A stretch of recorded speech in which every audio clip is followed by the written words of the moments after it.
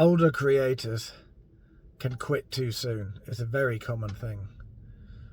A lot of creators do that, but older creators, they're more impatient.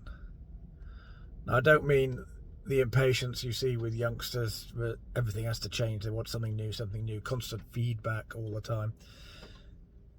It's about seeing results based on the effort you've put in.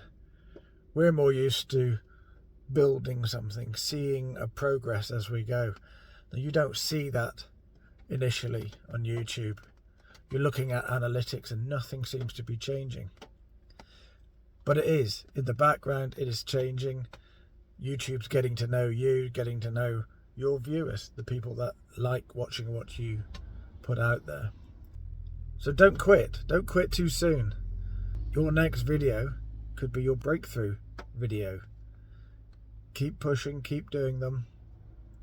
And do it because you love doing it. If it feels like a chore, don't do it.